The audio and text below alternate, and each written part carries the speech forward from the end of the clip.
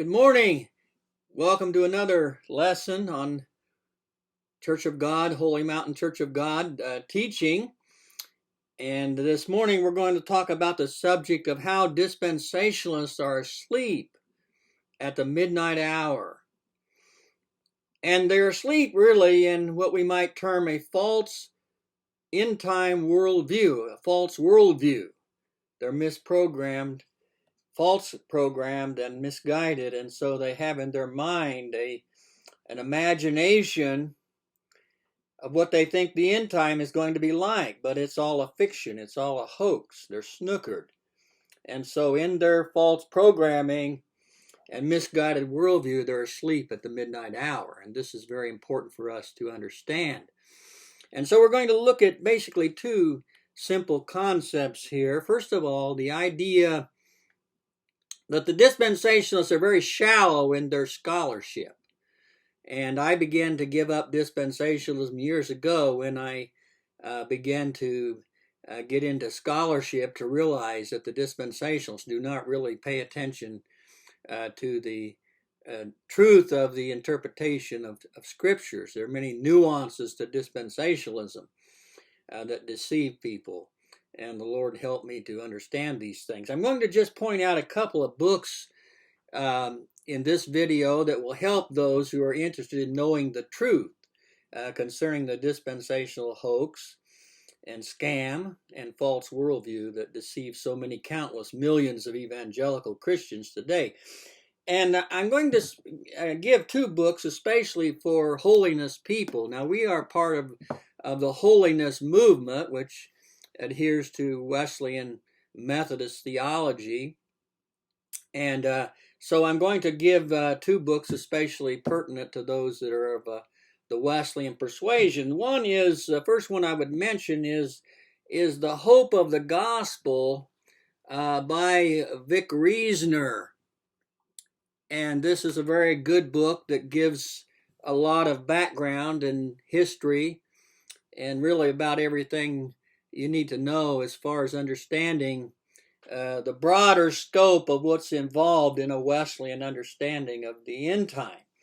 And so I would highly recommend this book to those of a Wesleyan Arminian theological persuasion who really want to get to the bottom of popular non-Wesleyan dispensational teachings. Another book, an older book I would recommend, is by Dr. Daniel Steele, A Substitute for Holiness, or Antinomianism Revived. Now, this book is probably the greatest of all the books that have been written by Wesleyan scholars, and it's 100 years old.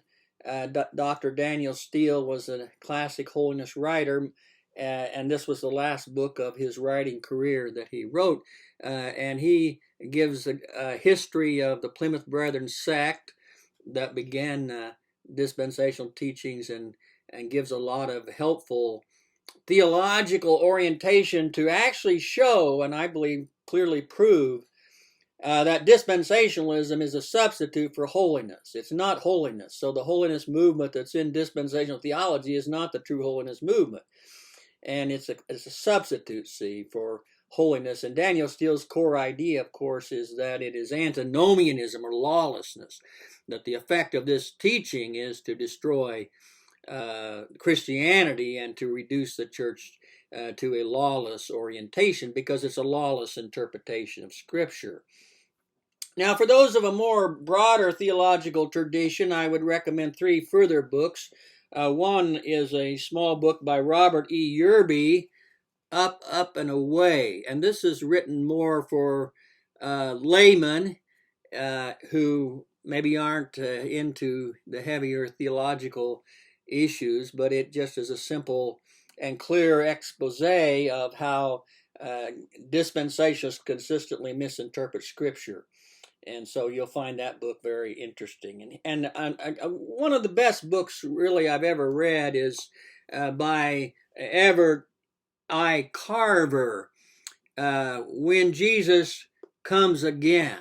And this is an excellent book as far as giving you an overall picture from a Reformed tradition.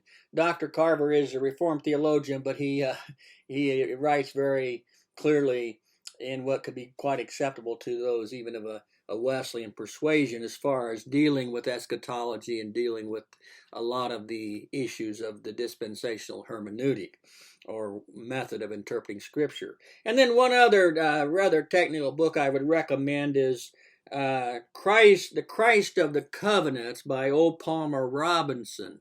Now, this book is very good in dealing with more of a deeper philosophical approach to dispensationalism, showing how dispensationalists, while they claim their theory of dispensationalism, it is in contradiction to understanding the various covenants given in the Bible. So this is very good for those who want to go a little deeper and really get into some of the deeper aspects of how what puts the dispensational system together as far as philosophy is concerned. So I would challenge our followers to dig a little deeper and to do a study on the questions related to dispensationalism, and they will find out if they do that they will soon be led to abandon the shallow thinking of popular dispensationalism. It makes it difficult because not only are the dispensationalists shallow thinkers and lacking in their scholarship in terms of both biblical interpretation and history, but they are also very prejudiced over their theory. And this leads us to a biblical text that I want to lift out for us just briefly this morning. Galatians chapter 3 and verse 1. O foolish Galatians, who hath bewitched you, that ye should not obey the truth, before whose eyes Jesus Christ hath been evidently set forth, crucified among you? Who hath bewitched you? Dispensationalism is a bewitching system of teaching that people need to get over, and we're here to try to help them to do that.